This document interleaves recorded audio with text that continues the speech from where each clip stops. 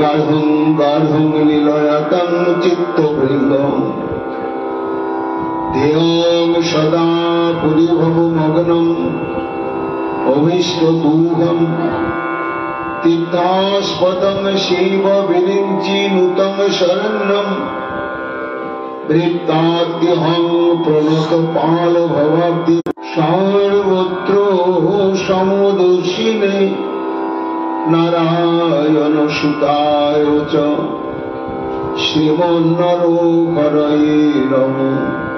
শ্রীমদ রাধা শ্রীল গোবিন্দ দেব্য পৃষ্ঠানি বিশ্বমানং স্মরামি।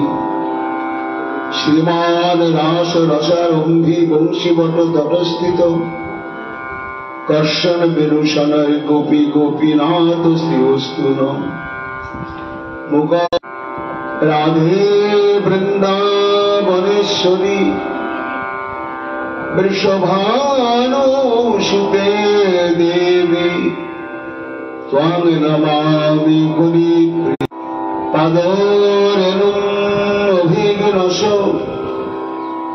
যশামি গুরি কথোদ্গীতং পুরাতি ভুবনোত্রয়ম।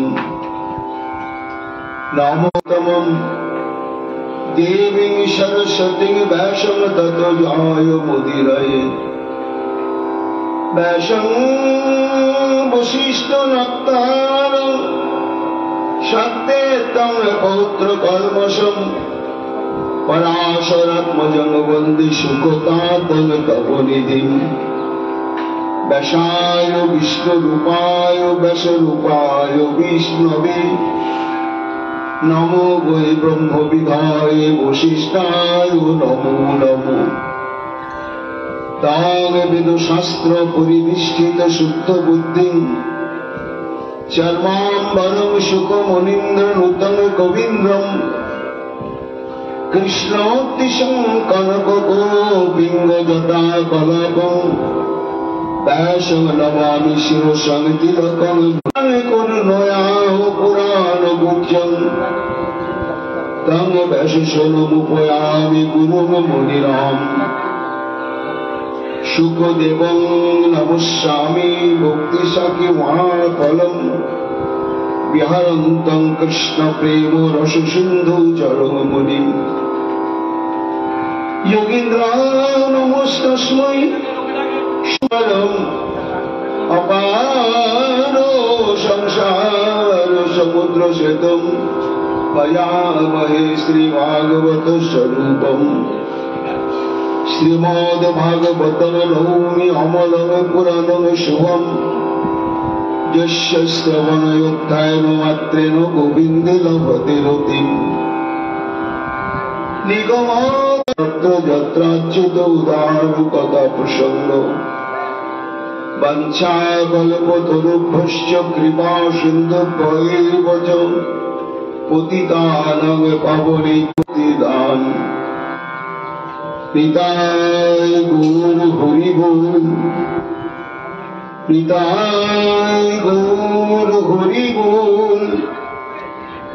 নিতাই গৌর হরি বল।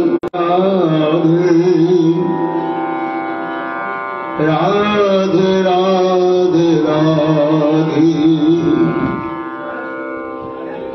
রাধে রাধে রাধে।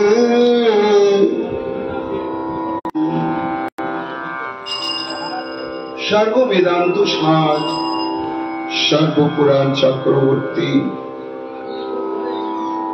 ইতি চাংশ কলাপুংস কৃষ্ণস্তু ভগবান স্বয়ং। সেই প্রাণ গোবিন্দে বাংময় মূর্তি শ্রীমদ ভাগবত মহাপ্রভুটি হচ্ছে কি না দুরাচার অংশ কর্তৃক নিযুক্ত হয়ে মহামতি অক্রূর ব্রজের পথে চলেছেন। কেন চলেছেন, কি প্রয়োজনে চলেছেন আমরা গতকাল আলোচনা। দেশ এমনকি দেহাদি আত্মীয় স্বজন সমস্ত পরিত্যাগ করতে হবে। আমরা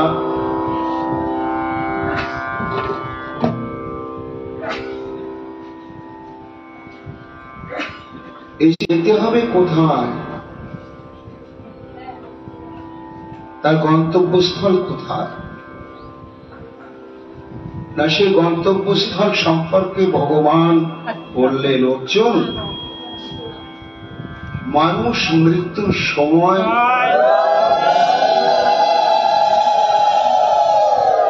জন জন ভাবি সরল মুক্ত পেত্বা কলেবরম, মৃত্যুর সময় মানুষের, মৃত্যুর মুহূর্তে মানুষের মনের মধ্যে যেমন যেমন চিন্তার উদয় হবে, ঠিক সঙ্গে সঙ্গে তার জন্মটাও তদনুরূপ ভাবেই ভালোবেসে মৃত্যুর সময় সেই হরিণের কথা চিন্তা করতে করতে হরিণ গর্ভে তার জন্ম লাভ হল। তাহলে মানুষের মৃত্যুর পরে কোথাও কি গন্তব্যস্থল রয়েছে, এবং সেই গন্তব্যস্থলে পৌঁছাতে গেলে কি ধরনের যোগ্যতা অবলম্বন করতে হবে? তার উত্তরে রায় রামন যাহা নিত্য লীলারাস, প্রভু এই দেহে ততদিন আমরা থাকবো, ততদিন অভ্যাস যোগটা আমাদের আনতে হবে। কোথায়? না এই যথাবস্থিত দৃশ্যমান যে বৃন্দাবন, সে বৃন্দাবনে যাতায়াত করার ধ্যান আনতে হবে মনের মধ্যে। আমি সপ্তাহে সপ্তাহে পক্ষে পক্ষে মাসে মাসে যেতে না পারি, বছরে একদিন বৃন্দাবনে যাবই যতদিন বাঁচব। এইভাবে যদি সংকল্পিত চিত্তে বৃন্দাবন যাওয়ার অভ্যাসটি করা হয়, তাহলে কি হবে? না হয় বৃন্দাবনে একদিন দুদিন 5 দিন থেকে চলে আসছি, তখন থেকে মনের মধ্যে একটা সংকল্প আস্তে আস্তে অন্তরের মধ্যে স্থায়িত্ব লাভ করছে। এইভাবে যদি 10 বছর 12 বছর একটা মানুষ বৃন্দাবনে যাওয়ার অভ্যাস করে, তাহলে তার পরিণাম কি হবে? না মৃত্যুকালে তার মধু বৃন্দাবনের কথা অবশ্যই অন্তরে জাগবেই জাগবে, এবং মৃত্যুর পরে তিনি বৃন্দাবন গতিপ্রাপ্ত হবেনই হবে। এইবার বৃন্দাবনে যে যেতে হবে, এইভাবে যে আমাদের ব্রজে যাওয়ার অভ্যাসটা করতে হবে। চিত্ত মনে যদি ভাবের উদয় না হয়, তাহলে জড়জাগতিক চিন্তা ভাবনা ধারণা নিয়ে লক্ষ লক্ষ বার বৃন্দাবনে গেলেও বৃন্দাবনের অনুভব হবে না। ব্রহ্মাজি বললেন, প্রেমাঞ্জন ছুরিত ভক্তি বিলে চলে ন। কেমন ভাব নিয়ে যেতে হবে, কেমন ভাব নিয়ে গেলে এখনো সে বৃন্দাবনে বাঁশি বাজে, সেই বাঁশির সুরটা শোনা যাবে। গোধূলি ধূসর বেলায় সে শতকোটি গাভীগণে খরুদ্দিত ধূলি রাশি দর্শন হবে। সেটি সুখমণি বলছে যে অক্রূর যাচ্ছে কংস কর্তৃক প্রেরিত হয়ে বৃন্দাবনে। কে অক্রূর? কংসের নিজের ভগ্নিপতি উগ্রসেনের কন্যার সঙ্গে বিবাহ হয়েছে, লাভ করেছে, এবং কৃষ্ণ তত্ত্বজ্ঞান লাভ করেছে। বৃন্দাবন যে কি বস্তু দেখেননি, শ্রীকৃষ্ণ কি সম্পদ দেখেননি, কিন্তু তার তত্ত্বটি সম্যক উপলব্ধি করতে পেরেছেন। ব্রজের পথে রত্না সঞ্চালন করেছেন, সঙ্গী তার নিজের মন। তা যেতে যেতে আমরা আলোচনা করেছি, এবার যেখানে দেখেছি সেখান থেকে আমরা আজকে আলোচনা করব। যেতে যেতে অক্রু যাব, সংসারের সব উদ্দেশ্য সেখানে গিয়ে সাধন করা যায়, কিন্তু অপ্রাকৃত চিন্ময় বস্তু সেটি হয় না। কাজে ওরে মন, আমার ভাগ্যে কখনো গোবিন্দ দর্শন হবে না, দুর্লভ। যোগী যারে পায় না যে তুমি কৃষ্ণের দর্শন পাবে না, মন বলছে। তার উত্তরে অক্রু তখন বলছেন, কিং মায়া চরিতং ভদ্রম। ওরে মন, আমার সেই শুভ কর্মের প্রভাবে বা মহিমায় ভগবান দর্শন লাভ হয়, কিন্তু মন আমি সেই। তখন অক্রুর মনকে বলছেন, হ্যাঁ, শুভ কর্ম করে, শুভ কর্ম শব্দ হচ্ছে কৃষ্ণ প্রসন্নতা বিধানের জন্য যত যজ্ঞানুষ্ঠান করেছে, এই তার বিশাল শুভ কর্মের আয়োজন। আর সেই যজ্ঞানুষ্ঠানে তার অনুরাগে আর ওই শুভ কর্মের স্বীকৃতির সূত্র ধরে কৃপা করলেন, আশীর্বাদ করলেন এবং বর চাইতে বললেন। কি বর চাইলেন মহারাজ পৃথু? বলে, ঠাকুর, চাওয়া পাওয়া স্বভাব আমার, চাওয়ার অন্ত নাই, তোমার কাছে চাই রাশি রাশি, তোমাকে তো নাহি চাই। তোমার কাছে চাই, তোমার হরি কথা নিয়ে জীবন অতিবাহিত করে, সেখানেই যেন আমার জন্ম হয়। আর একটা বর দাও, যেন আমাকে তুমি 10,000 কর্ণ দিও। কেননা দুটো কাজ নিয়ে, প্রেমভক্তি নিয়ে শ্রী ভগবানের উদ্ধার্থে আমি সৎকর্মের কোন অনুষ্ঠান করি না। কাজেই আমি যাচ্ছি রথ নিয়ে, কিন্তু নিশ্চিত যে দর্শন পাবো তার কোন নিশ্চয়তা নেই। শুধু তাই নয়, কিং মায়া চরিতং ভদ্রং কিং তপ্তং পরমং তপ্ত। আমি এক মহাজনের প্রবচনে শ্রবণ করেছিলাম, দ্রৌপদী যখন বস্ত্রহরণ হচ্ছে, দ্রৌপদী তো হে লজ্জা নিবারণ, এই গোবিন্দ গোবিন্দ করেছিলেন। এই বিপদের মুখে দেখো তো আমাকে প্রায় উলঙ্গ প্রায় করে দিচ্ছে, আর তুমি আমাকে আগে লজ্জা নিবারণ করবে, তারপরে তো তুমি প্রশ্ন হয়ে গেলাম। তাই বস্ত্র অনন্ত হয়ে গেল, আর টেনে টেনে দুঃশাসন শেষ করতে পারলে।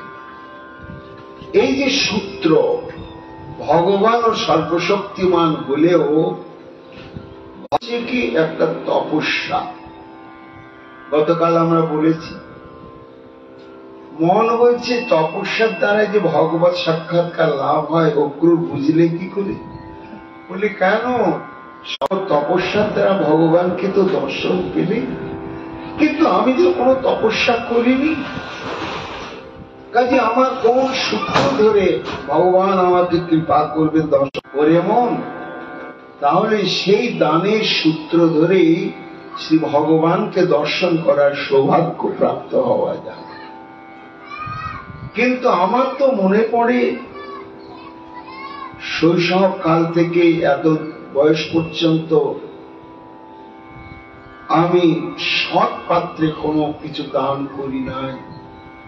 কাজে যাচ্ছি রথ নিয়ে আমি, কিন্তু দর্শন পাবো কোন সম্ভাবনা। তখন অক্রু বলছেন যে মন সৎপাত্রে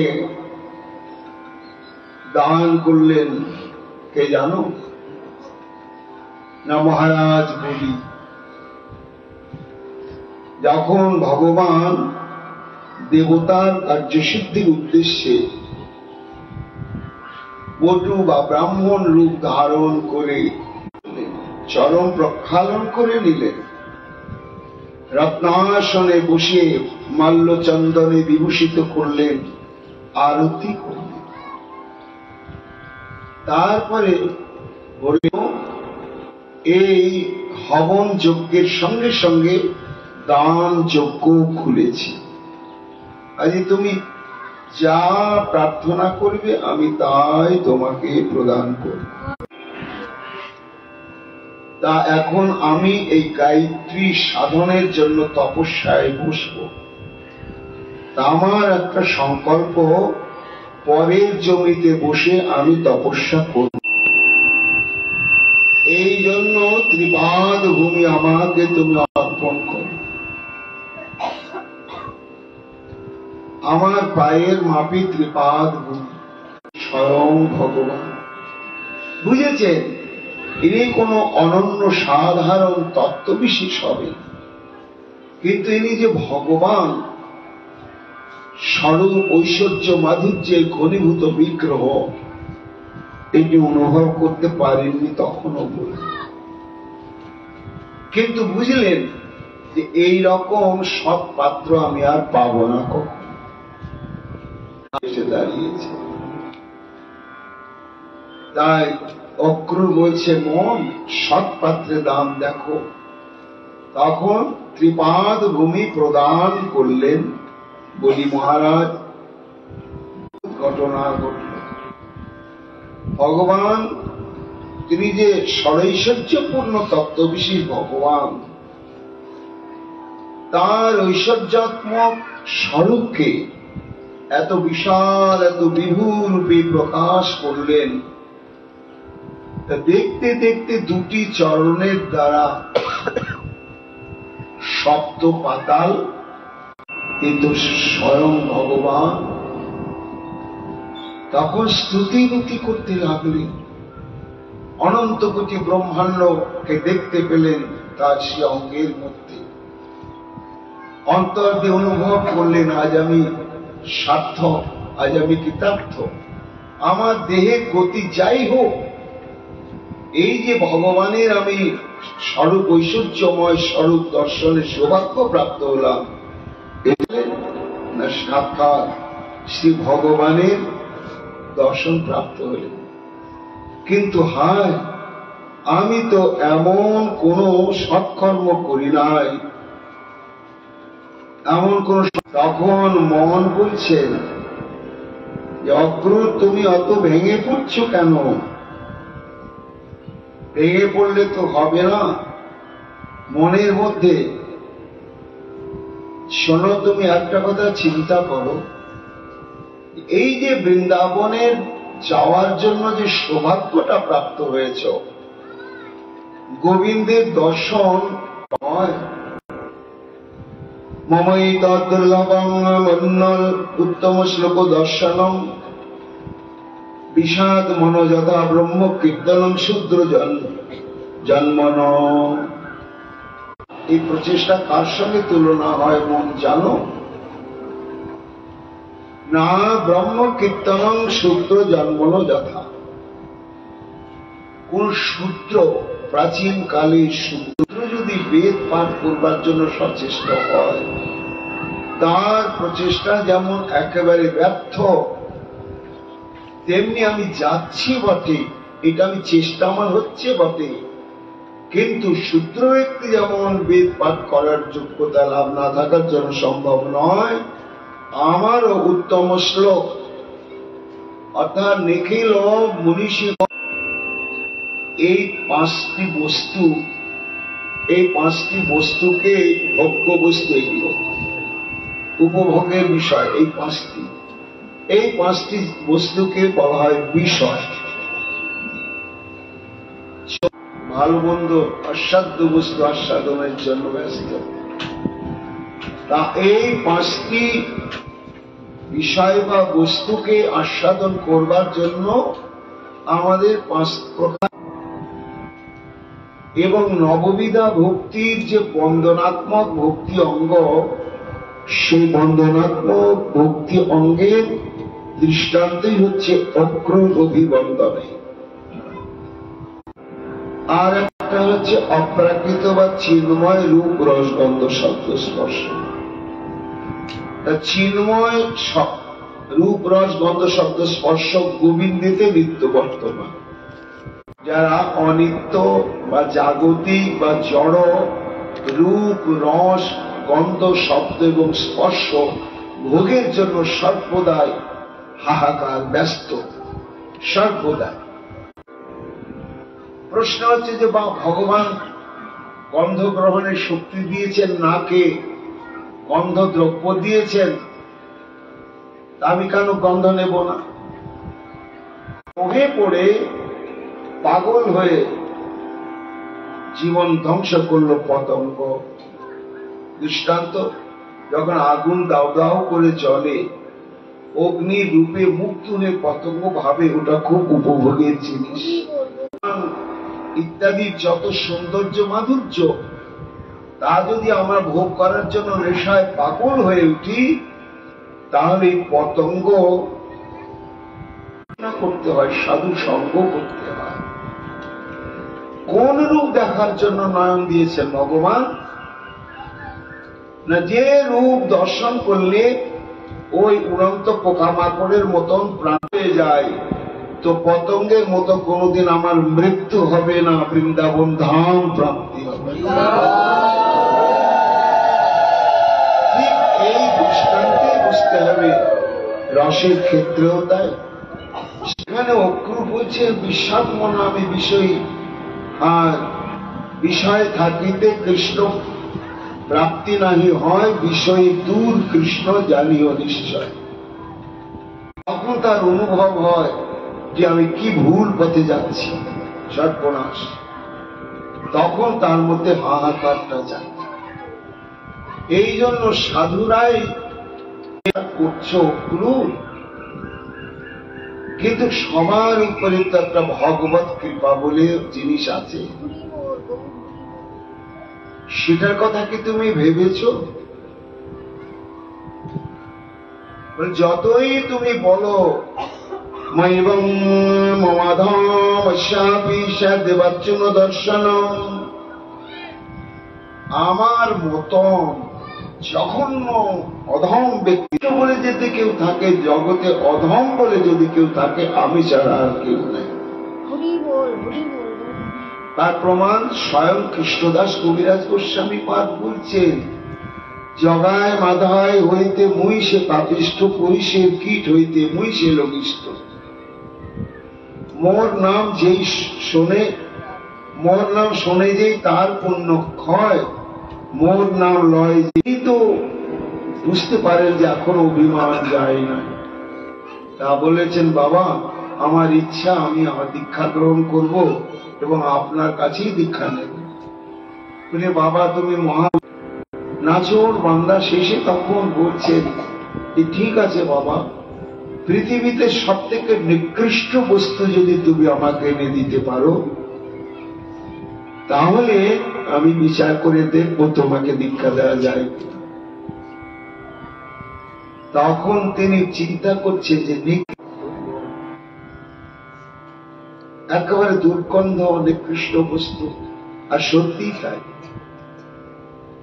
আর বিচারে বিবেকে এটাই সিদ্ধান্ত হলো, এখন সেই মলটাকে একটা পাত্রে তুলতে যাচ্ছে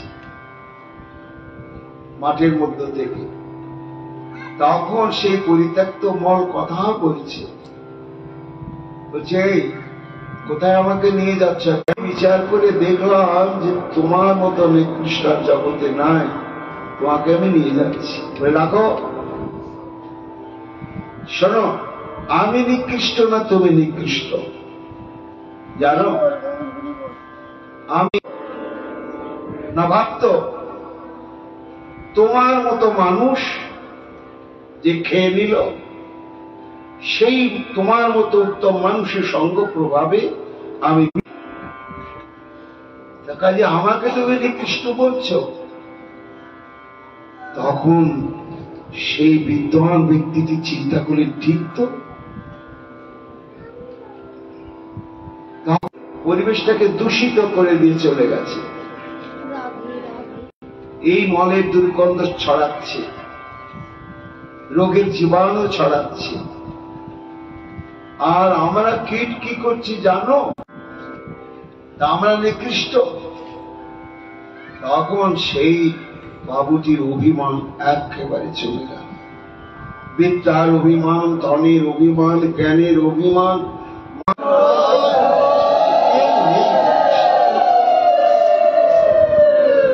সুকমণি বলছে, মহারাজ, এই ভক্তি রাজ্যে প্রবেশ না করলে নিজেকে অধম বলে মনে হয় না। কবিরাজ গোস্বামী পাদ তাদের পরিচয় দিয়েছেন। কি পরিচয় দিয়েছেন না, মায়াবাদী কর্মনিষ্ঠ কুতার্কিক গণ, নিন্দুক বাসন্তী যত পড়ুয়া অধম। এরা হচ্ছে অধম। কারা না? প্রথম হচ্ছে মায়াবাদী। মায়াবাদী কাদেরকে বলা হয়? ব্রহ্মসত্যম জগন মিথ্যা, যারা গোবিন্দের বিগ্রহকে মানে না। কর্মনিষ্ঠ, যারা গোবিন্দ ভজন মানে না, যাগ যজ্ঞাদি, গায়ত্রী যজ্ঞ, বিষ্ণু যজ্ঞ, অমুক যজ্ঞ, তমুক যজ্ঞ, এগুলোকেই শ্রেষ্ঠ ধর্ম বলে মনে করে, এরা অধম। মন বলছেন, দেখো অক্রু, তোমাকে যদি নিজেকে এতই অযোগ্য অধম মনে করছো, তাহলে বলো তো তুমি রথ নিয়ে এই ব্রজের অভিমুখে। শ্রী চৈতন্য মহাপ্রভু, সংসার ভ্রমিতে কোন ভাগ্যে কেহ তরে, নদীর প্রবাহে যেন কাষ্ঠ লাগে তিনি। অর্থাৎ ভরা মন, এতক্ষণে আশায় আমার বুকটা ভরে উঠল যে আমি যত অধম হই, অযোগ্য হই, এই সংসার কাল স্রোতে ভাসতে ভাসতে কোন সাধুগুরু বৈষ্ণবের কৃপায় আমি নিশ্চিত পঙ্কজম। আজকে ভগবত দর্শনের পথে যে অমঙ্গল, সমস্ত অঙ্গ অমঙ্গল আমার নষ্ট হয়ে গেছে। যে ভগবানকে সবাই প্রণাম নিবেদন করছে, সেই কৃষ্ণ পাওয়ার আগে কৃষ্ণ পাওয়া, এটা তার মানে কি না পূর্ব রাগে রয়েছে। যখন সর্বপ্রথম রাধারানী কৃষ্ণের সঙ্গে মিলিত হওয়ার জন্য যাচ্ছে, তখন এই নিজের মধ্যে কত মনে ভাব হয়, না গেল কাছে গিয়া দর্শায় আনন কি করিয়া। আচ্ছা, আমি আগে কথা বলবো না সে কথা বলার পরে আমি কথা বলবো? তাই যদি কহে কথা সুবলেরও সখা, কি কহিব তার না যায় লেখা। কি যে উত্তর দেব আমি বুঝতেই পারছি না, উত্তরের ভাষা যে কি আমার তখন আসবে। ওখানে কহিব তার করে ধরিয়া, আমার হাতটা ধরে যদি নিভৃত নিকুঞ্জে নির্জন স্থানে নিয়ে যাওয়ার জন্য সচেষ্ট হয়, আমি আর যাব, আমি তখন প্রতিবাদ করব।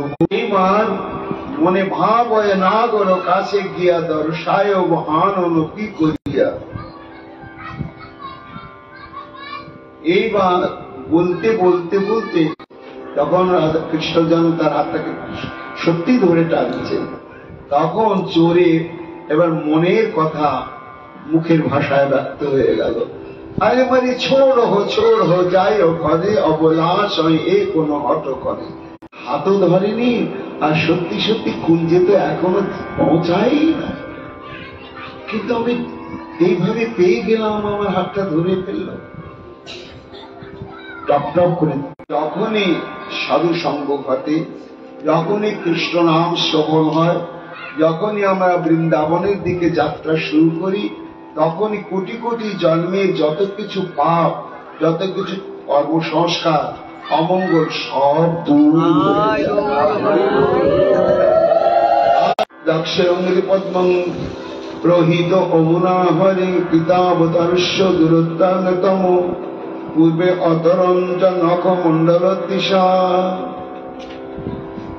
আমার গুরুদেব কেন না কংস যদি আজকে আমাকে এই বৃন্দাবনে এই কার্য সাধন করবার জন্য না পাঠাতে, তাহলে আমি শ্রী গোবিন্দকে দর্শন করবার জন্য সৌভাগ্য প্রাপ্তির জন্য মন আজ কংস আমার গুরুদেব, আমি দর্শন করব আমার প্রাণ গোবিন্দের চরণ। কেমন গোবিন্দ? কৃতাবতারস্য দূরত্তম,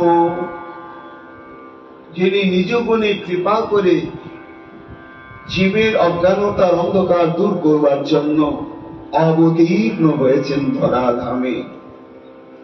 এবং আমার মনে কোনো সন্দেহ নেই। তখন মন বলছেন, হ্যাঁ, এতক্ষণে তোমার আশায় বুকটা ভরে উঠেছে। অক্রূর উচ্চারণ অনুচর শরৎ বনে যদ গোপিকানাং কুচ কুঙ্কুম অঙ্কিতম